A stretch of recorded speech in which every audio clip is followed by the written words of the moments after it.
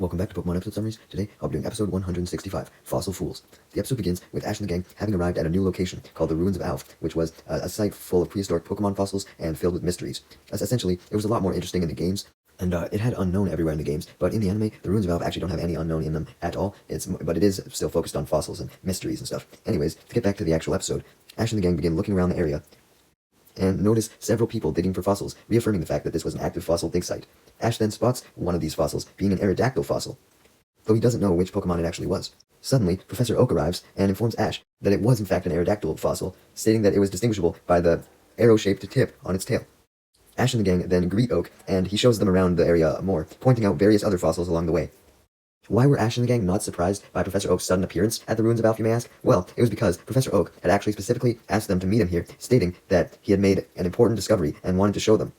While Ash was initially hesitant to take a detour away from his fourth gym, Misty and Brock were both eager to go, so he decided to hightail it to the Ruins of Alph.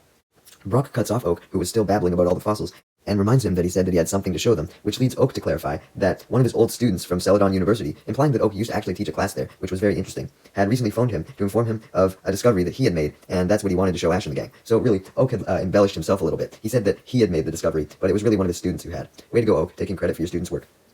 Anyways, Oak then leads Ash and the gang to the fossil laboratory at the end of the path, and introduces them to his student, Foster. Foster happily greets Oak, but quickly pulls him aside away from Ash and the gang, whispering to him that he really didn't want Ash and the gang learning about his discovery. He only felt comfortable telling Oak about it, saying that if Ash and the gang happened to leak any of the information that they may have found out, then it could result in dangerous consequences, like the media finding out and then storming the place.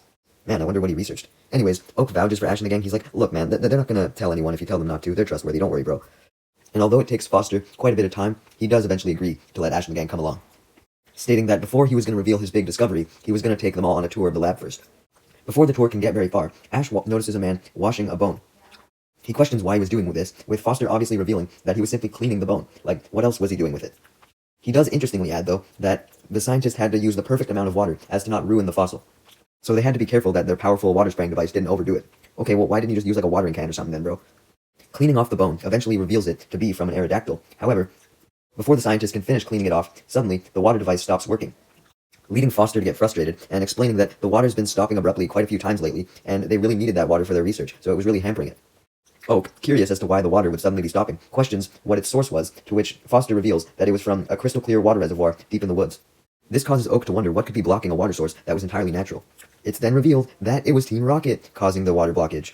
Their plan this time wasn't to steal Pokemon, but they were actually stealing all of the water and bottling them up into little Meowth bottles so they could sell them for money, since people would buy this water since it was extremely rare from this super rare reservoir. So essentially, people in the Pokemon world were as stupid as the people in our world who would buy water just because it comes from a specific location. Like, come on, bro. Anyways, as Team Rocket was using a pump to pump out the water from the wet reservoir, Wobbuffet forcibly popped out of his Pokeball, which began to annoy Jessie, so she tried to calm herself down by fantasizing about what she would do with all the money they would get from selling the water. She was going to buy beautiful dresses, gold, diamonds, fucking any of that shit that a typical beauty-obsessed fashionista would care about. As for James and Meowth, they began to fantasize as well, although they were more focused on spending the money on a huge buffet and an almost infinite supply of food, which would definitely be more up my alley, especially if I was in Team Rocket's shoes, where I was constantly broke and not able to afford any food. Team Rocket's fantasies were then interrupted, though, as the pump stopped working, much to their panic as they ran to go fix it.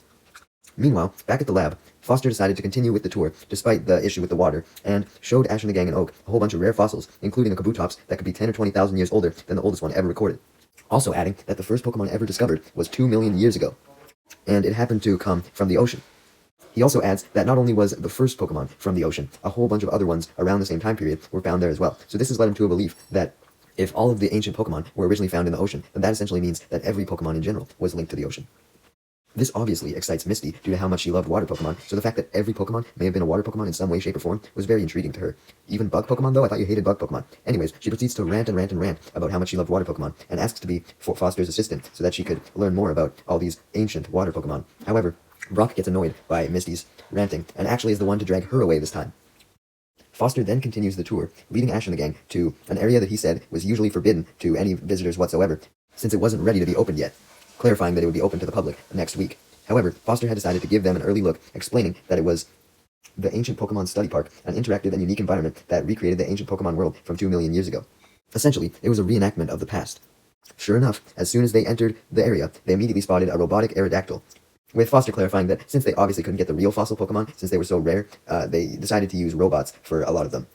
Foster then leads them to a huge statue of a Kabutops attacking a fish, which confirmed that real animals may have existed in the Pokemon world as well, and it seemed like animals weren't the only organisms, as Lichen had formed as well on the statue, due to how old the statue was at this point. I assume in the Pokemon world, though, these fish and Lichen were merely just like accidental offspring of some water Pokemon or some shit. Ash then remembers how Foster had a huge new discovery that he was going to show them, and asks Foster when he planned on actually showing them that. Foster was originally going to wait till the end of the tour, but since they happened to be by the water right now, he simply told Ash and the gang to wait a moment, and suddenly, a few seconds later, his discovery arose from the water, being 2 Omanyte and an Omastar. Due to Foster previously stating how fossil Pokemon were too rare to actually find, so they used robots instead, this obviously causes Ash and the gang and Oak to just assume that these Omastar and Omanyte were robots, but Foster confirms that these Pokemon were an exception. They were real.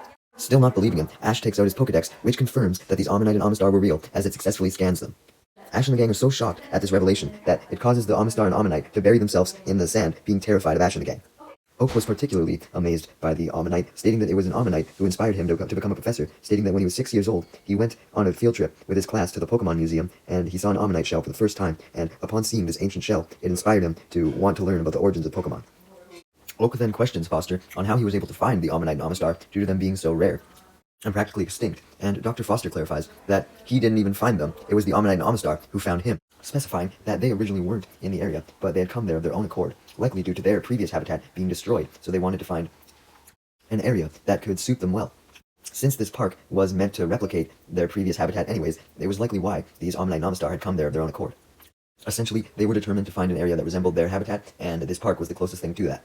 Anyways, Brock states his concern that if the public found out that ancient mons like these ones were still around, it could cause a massive problem for the safety of the Omanyte and Omastar, since the public would be so interested in seeing them. Foster clarifies that that's why he was so scared to tell anyone about his discovery, and only wanted to tell Oak, because he figured Oak could give him advice on what to do with the Omanyte and Omastar, knowing that it probably wasn't safe to keep them in his lab forever. Meanwhile, back with Team Rocket, who had went to go fix their pump so they could continue pumping the water, had discovered that the reasoning for the clog in the pump was because of an Omanyte, suggesting that maybe this reservoir was the Omanyte and Omastar's original habitat, and because of Team Rocket messing with the area, that's why they had decided to flee, or at least some of them had.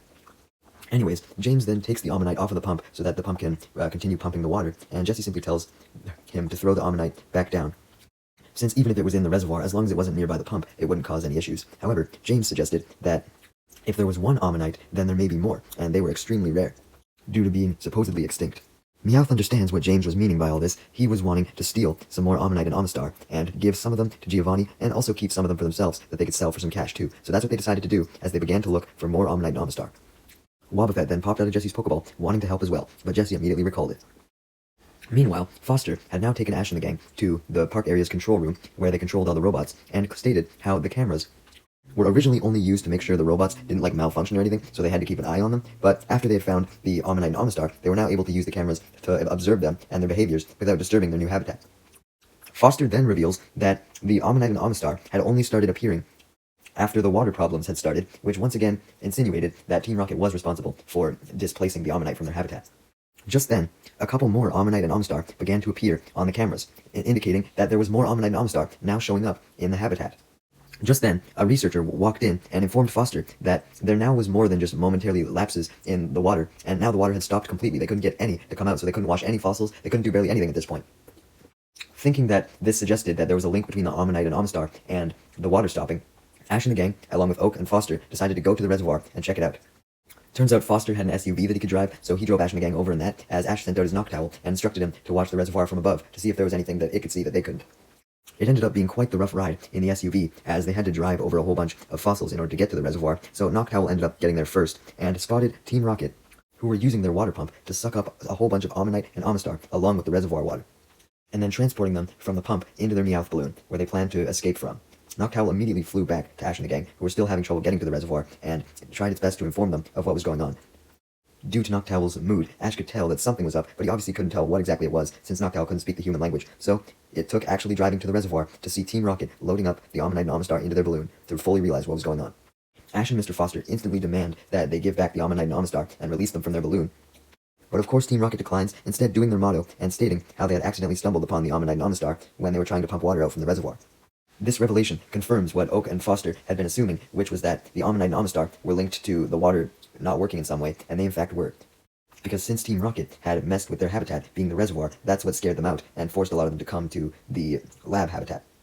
Jesse and James then send out their Arbok and Weezing so they can make their escape in their balloon, and Ash sends in his Pikachu to fight them. Arbok starts with Poison Sting, and Weezing starts with Sludge, but Pikachu is able to dodge both the attacks and use a Thunderbolt, which weakened Arbok and Weezing enough so that Pikachu could just go up to them and tackle them, sending them straight into Team Rocket, who then got launched further back into their pump, destroying it, meaning that they now couldn't steal any more Omanyte and Omastar. However, they already had quite a huge amount loaded into their balloon, so they decided to still make their escape with the ones that they already had. So, as the water rushes from the destroyed pump back to the reservoir, restoring Omanyte and Omastar's habitat, the Omanyte and Omastar were taken away by Team Rocket in their Meowth balloon. Ash is about to bring it down by using Thunderbolt, as usual, but Misty then reminds him that since the Omanyte and Omastar were water type, they would be severely injured by Pikachu's Thunderbolt because it would hit them too. This means that Ash could do nothing, as Team Rocket finally escaped for real this time. Nah, just kidding, because the Omanyte and Omastar, with their heavy Ash shells, were too heavy for the balloon and caused it to stop its way upward. Meowth tries to throw a few of the Omastar off to reduce the weight, but he's stopped by Jesse, who didn't want to miss any chance to make more money. Jesse and Meowth begin arguing, distracting them, giving Ash time to come up with a new idea. He was going to send out his Noctowl to poke a hole in the Meowth balloon, and he did just that. As a result, the balloon fell to the ground, and Team Rocket flew out of the balloon, meaning that Pikachu could Thundershock them without Thundershocking the Omanyte or Omastar. So he did so, and then the Omanyte and Omastar finished Team Rocket off with their water guns, blasting them off. With Team Rocket gone, and the water now having resumed flowing in the reservoir, the Omanyte and Omastar returned to their natural habitat, very excitedly. Foster is more than happy than to just simply see the Omanyte and Omastar off onto their way back into their habitat, but Oak, on the other hand, wanted to keep one of them so he could study them. However, he eventually decided not to, declaring that it was better to let them live in peace, and that he shouldn't force one of them to spend their life as a lab specimen. With Oak deciding to not interfere, all of the Omanyte and Omastar had successfully made it back to their habitat, and had actually gone farther than they ever had before, reaching a hidden underground cavern that they didn't even know existed in the reservoir, where they found more Omanyte and Omastar. It seems like they were definitely not an extinct species after all. There were still plenty of them around. The episode then ends with Ash and the gang leaving the ruins of Alph as Professor Oak and Mr. Foster stay behind to continue, presumably talking about research. We then see a final shot of the Aerodactyl fossil that Ash first saw when he came into the place.